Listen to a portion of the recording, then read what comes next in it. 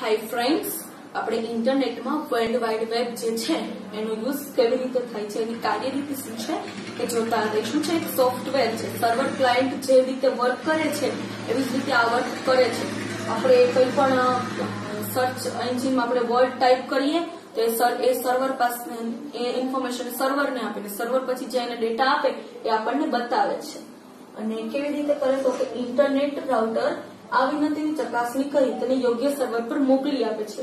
Web server HTTP નો ઉપયોગ કરી વિનંતીનો સ્વીકાર કરે છે. આ સમયે ક્લાયન્ટ અને સર્વર વચ્ચે જોડાણ સ્થપાશે. ત્યારબાદ સર્વર વેબ પેજ કે તેનો ભાગ શોધી ક્લાયન્ટને પરત મોકલી આપે છે. સર્વર પરથી વેબ પેજ મોકલાઈ ગયા પછી HTTP નું જોડાણ બંધ થઈ જાય છે અને જો ફરીથી જરૂરિયાત ઉદ્ભવે તો પુનઃ જોડાણ કરી શકાય છે. પછી શું કરશે? ઇન્ટરનેટ રાઉટર આ વિનંતીની ચકાસણી કરશે અને યોગ્ય સર્વર પર મોકલી આપશે. વેબ સર્વર શું કરશે? HTTP નો ઉપયોગ કરશે અને વિનંતીનો સ્વીકાર કરે. ક્લાયન્ટ અને સર્વર વચ્ચે આ પ્રોસેસ વખતે જોડાણ સ્થપાય. સર્વર અને વેબ પેજ એનો ભાગ શોધી ક્લાયન્ટને પરત મોકલી આપે. હવે આપણને જે જોતું હોય અંદરથી આપણને મળી જાય. પછી સર્વર પરથી વેબ પેજ મોકલાઈ ગયા પછી શું થાય? HTTP નું જોડાણ બંધ થાય. ક્યારે HTTP નું જોડાણ બંધ થાય? તો કે સર્વર પરથી વેબ પેજ મોકલાઈ ગયા પછી. અને જો ફરીથી એમ થાય કે હજી જરૂર પડશે તો ફરીથી જોડાણ કરી શકાય છે. ઇન્ટરનેટ સરનામું. ઇન્ટરનેટ સાથે જોડાયેલા દરેક કમ્પ્યુટરને IP ઇન્ટરનેટ પ્રોટોકોલ તરીકે અજોડ એડ્રેસ હોય છે. IP એડ્રેસ ઇન્ટરનેટ NIC દ્વારા આપવામાં આવે છે. તો દશાંશ ચિહ્ન દ્વારા છૂટી પડેલ 4 સંખ્યાઓથી બનેલું છે. આ સંખ્યામાં 0 થી 255 સુધીના અંકોનો સમાવેશ થાય છે. ઇન્ટરનેટ સરનામું શું છે? તો કે ઇન્ટરનેટ પ્રોટોકોલ તરીકે અજોડ એડ્રેસ હોય છે. એ કોના દ્વારા આપવામાં આવે?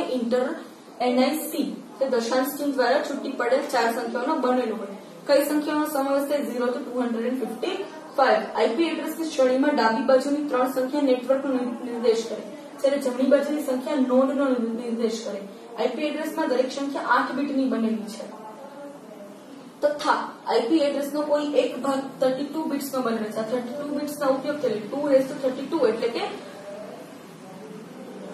294 967 296 IP એડ્રેસ બનેલા હોય છે.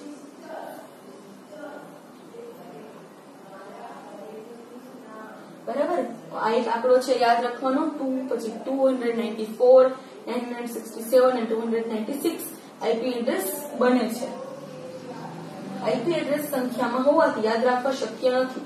આ સંખ્યા છે, બરાબર, આટલી મોટી સંખ્યા તો યાદ રાખવી શક્ય નથી. 2 અબજ 2 કરોડ એટલી મોટી સંખ્યા છે અબજમાં, એટલી મોટી સંખ્યા તો યાદ રાખવી શક્ય નથી. આ સમસ્યાને દૂર કરવા DNS ડોમેઇન નેમ સિસ્ટમનો ઉપયોગ કરવામાં આવે છે. DNS કોઈ પણ વેબસાઇટને તેના IP એડ્રેસને બદલે તેને અપાયેલા શાબ્દિક નામને શોધવામાં મદદરૂપ થાય છે. આ ડોમેઇન નેમ કોઈ પણ વેબસાઇટના વ્યવસ્થા તંત્રના પ્રકાર અથવા તેના ભૌગોલિક સ્થાન પર ગોઠવવામાં આવે છે. આ IP એડ્રેસ છે બહુ જ મોટું છે તો એવું આપણને યાદ રાખવું ઈઝી ન પડે તો આપણને આની સોલ્યુશન આપી દીધું. શું આપ્યું? DNS domain name system. કેવી રીતે આપવામાં આવે? IP એડ્રેસને બદલે શાબ્દિક નામ આપવામાં આવે. કેવી રીતે? તો કે વ્યવસ્થા તંત્રના પ્રકારે શું કામ કરે છે એના આધારે અથવા તેના ભૌગોલિક સ્થાનને આધારે. Top level domain. કેટલાક ટોપ લેવલના ડોમેઇન છે, જેમ કે આપણે ઇન્ડિયાનું IN જે સરકારી બધી વેબસાઇટ્સ હોય તેને લાસ્ટમાં .in આવી રીતે લખેલું તમે જોયું છે. એની અંદર નેટ, VSNL અને DDSL. પછી AU ઓસ્ટ્રેલિયાનું, ન્યુઝીલેન્ડનું NZ, com એટલે કે કમર્શિયલ, Yahoo અને Google, Yahoo www.yahoo.com, google.com. પછી ORG એટલે કે ઓર્ગેનાઇઝેશન, જેમાં આપણે GSEB જોઈએ છીએ. GSEB HTTP વાળું હોય તો GSEB.org. પછી EDU એટલે કે એજ્યુકેશન, જે એજ્યુકેશનને લગતી વેબસાઇટ હોય એમાં EDU એવી રીતનું હોય છે.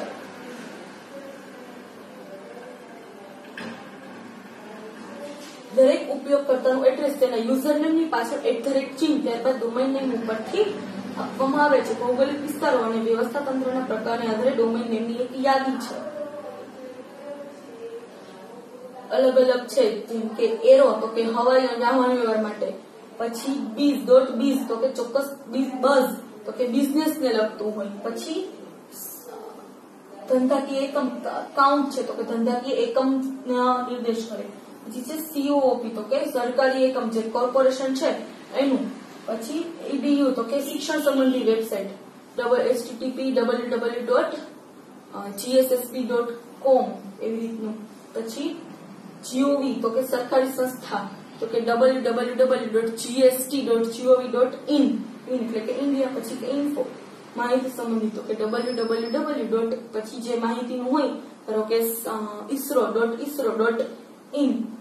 પછી INT તો કે સરકાર વચ્ચેની આંતરરાષ્ટ્રીય મંડળ દ્વારા સ્થપાયેલ સંસ્થાનો નિર્દેશ કરે. પછી NINL શેનો નિર્દેશ કરે તો કે લશ્કરની લગતી માહિતી. પછી આ શેનો નિર્દેશ કરે તો કે સંગ્રહાલયને લગતી મ્યુઝિયમ તો કે સંગ્રહાલયને લગતી માહિતી. નેમ તો કે કોઈ પણ એક વ્યક્તિનો હોવાનો નિર્દેશ કરે તો કે .nic.in. .ncl તો કે નેટવર્ક સેવા આપતી સંસ્થાઓને લગતી વેબસાઇટ હોવાનો નિર્દેશ કરે. .org કોઈ સંસ્થાનો જેમ કે www.nilkant.org. .pro તો કે હિસાબનીશ, ધારાશાસ્ત્રી, ડોક્ટર વગેરે જેવા વ્યવસાયિકો હોવાની નિર્દેશ કરે છે. તો શું જોયું આપણે? અલગ અલગ વેબ છે ડોમેન નેમ, એના અલગ અલગ એક્ઝામ્પલ્સ આપણે જોયા. Okay, thank you friends.